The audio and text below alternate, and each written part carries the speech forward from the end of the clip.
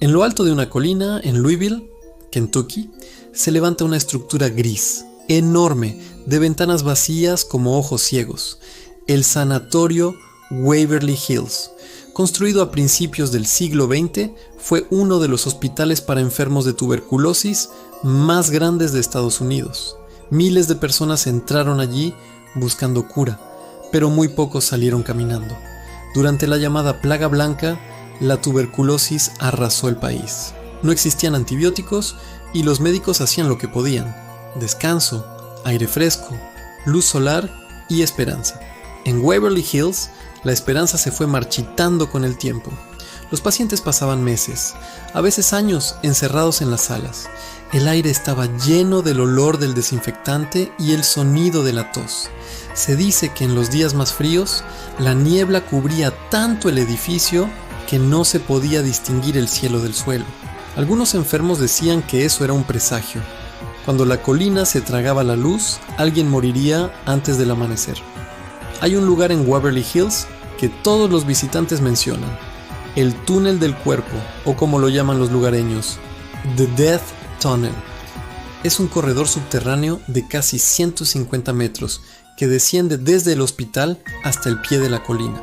Allí, por un elevador rudimentario, los cuerpos de los fallecidos eran bajados discretamente, lejos de la vista de los pacientes aún vivos. No era crueldad. Los médicos creían que ver tantos cadáveres desmoralizaba a los enfermos y aceleraba su muerte. Pero el túnel se convirtió en una especie de símbolo. El último viaje, el descenso final. Con el tiempo, los trabajadores empezaron a notar algo extraño. A veces, incluso cuando no había defunciones registradas, el elevador bajaba solo. Se escuchaban ruidos metálicos, pasos en la oscuridad, voces bajas, susurros que nadie lograba entender. Una enfermera que trabajaba en el turno de noche contó que una madrugada vio pasar una sombra con bata blanca por el pasillo. Pensó que era una compañera, pero cuando la siguió, la figura se detuvo frente a la puerta del túnel y simplemente desapareció. La historia más conocida de Waverly Hills es la del cuarto 502 en el quinto piso. En 1928, una enfermera fue encontrada allí, suspendida del techo con una cuerda improvisada. Nadie supo exactamente por qué. Los rumores decían que estaba embarazada de un médico del hospital y que el escándalo la llevó a quitarse la vida. Otros decían que fue algo peor, que alguien la llamó desde el vacío del pasillo y que ella simplemente obedeció. 2 años más tarde, otra enfermera se lanzó desde la misma ventana. No dejó nota ni explicación. Desde entonces ese cuarto fue sellado, aunque los guardias del hospital decían que, a veces, desde afuera, se veía una luz encendida y se oía una voz femenina repitiendo algo como una oración o una súplica. Cuando el hospital cerró definitivamente en 1961, el edificio fue abandonado. Durante décadas quedó vacío, devorado por el moho y el silencio. Pero el silencio de Waverly Hills no es total.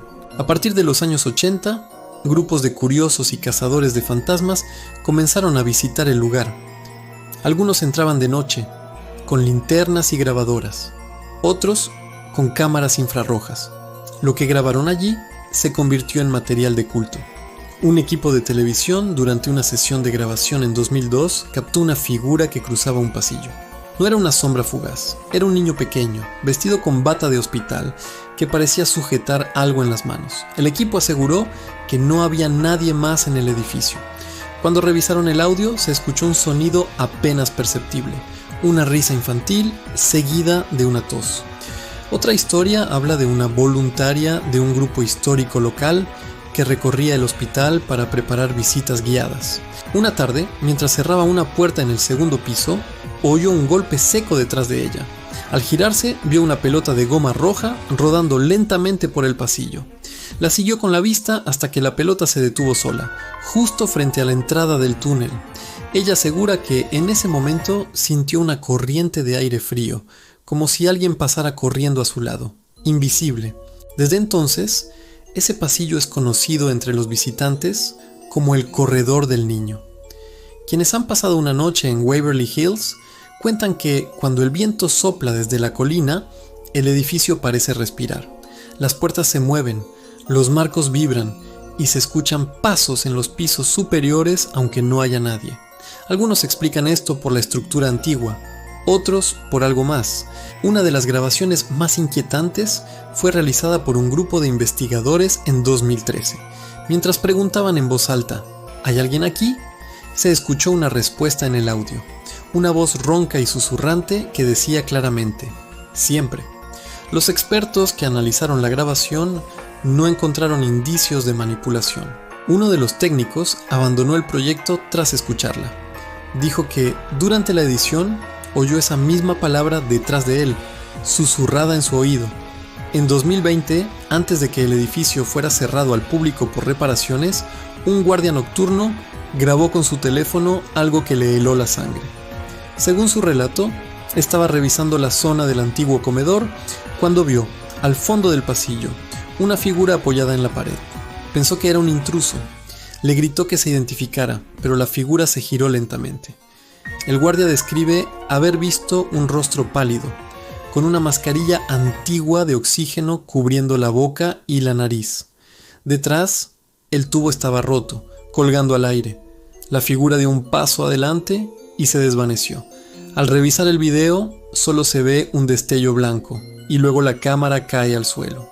El guardia renunció esa misma noche. Hoy en día, el hospital Waverly Hills sigue siendo uno de los lugares más visitados por quienes buscan experiencias paranormales. Los nuevos dueños organizan recorridos controlados, pero incluso ellos admiten que hay áreas que prefieren no abrir al público.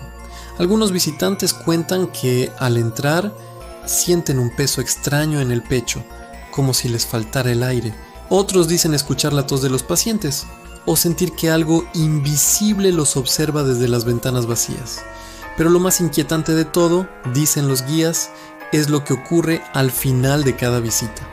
Cuando todos se marchan y las luces se apagan, los micrófonos de seguridad graban el sonido de pasos que recorren los pasillos vacíos y una voz, apenas un eco, que susurra desde la oscuridad: nadie se va del todo.